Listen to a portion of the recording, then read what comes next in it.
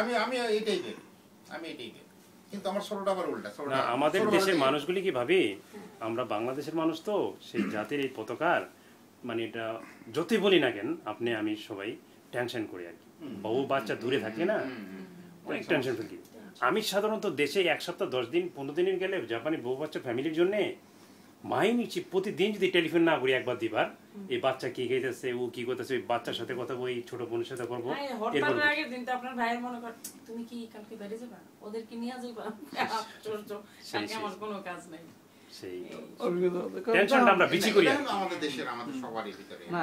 উনি যে মনে করেন যখন ডিউটি করে না, সারাক্ষণ যে মালটা উনি বানাইতেছে বা মেশিন চলতেছে এই বাচ্চা দুইটার প্রতিতে ওনার সাথে আমার আলাপ যদিও কম হয়, বুঝতে পারি ফারুক ভাই কি ধরনের চিন্তা করে। সকাল বিকাল স্কুলে যাইতেছে, এখন বা এখন আমার ছেলে কয়টা বাজতেছে, সকাল স্কুলে যাওয়ার সময় হয় তখন আমার টেনশন লাগে, সেই ঠিকঠাক মতো গাড়িতে যাচ্ছে সেই। হ্যাঁ, রাস্তা পার হইতে এটা টেনশনটা আমরা খুব আনইজি ফিল করি আর কি সবাই। আমাদের এই জাতির, অন্য জাতির আবার এগুলি এত না। জাপানে আমি এই যে ছিলাম তো, কিন্তু বাচ্চাদের নিয়ে ওই কয়নি গেছি। আর আমাদের দেশে স্কুলে তো যাই বসে থাকছি, এক কথাই কি আমার বাচ্চাটা খায় না, কিন্তু ওই কয়নি আমি কোনোদিন কোনো মায়ের থেকে শুনি নাই আফসোস করতেছে যে না আমার মেয়েটা খায় না বা আমার ছেলেটা খায় না। ওর খিদা লাগলে খায় না, যখন খিদা লাগে তখন এমনি খাইবো, অসুবিধা নাই। ওকে ফার্স্ট যখন ইসে দিলাম টেক কেয়ারে জাপানে, তো সকালে আর কি বাংলায় তো বলে আসলাম যে এই বলবে শীষ বা টয়লেটে যাবো এগুলি বলবে। আর ও বলছিল যে ইচিগো আর কি স্ট্রবেরি, ও বলছিল আমি আরেকটা ইচিগো খাবো।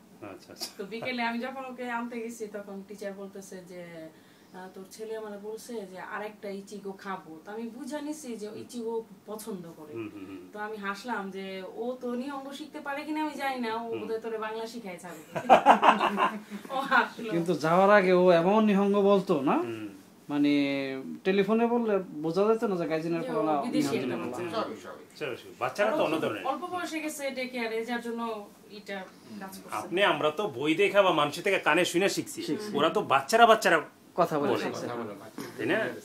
আমরা বই দেখছি, জাপানে আসছে তো সবাই বলছে জাপানিজ কথা বলবা, জাপানিজ একদম কিছু বলতে পারো। ওই ছোটবেলা থেকে ওই চর্চাটা আপনি রাখতেন, ওই এখন পর্যন্ত ওই যে জাপানিজ শ্বশুর আসলো, আয়েশা বলতেছে যে তোদের ভাষায় আমার মজাই লাগলো, কারণ ওরা দুজন জাপানিজ ভাষায় কথা বলতো, আমি বাংলায় উত্তর দিতাম, ওরা বুঝতো, বোঝে না তা না, বুঝতো, আর ওরা আমার সাথে ওই জাপানিজ ভাষায় কথা বলতো, আমি বুঝে নিতাম যে এটা বলতেছে।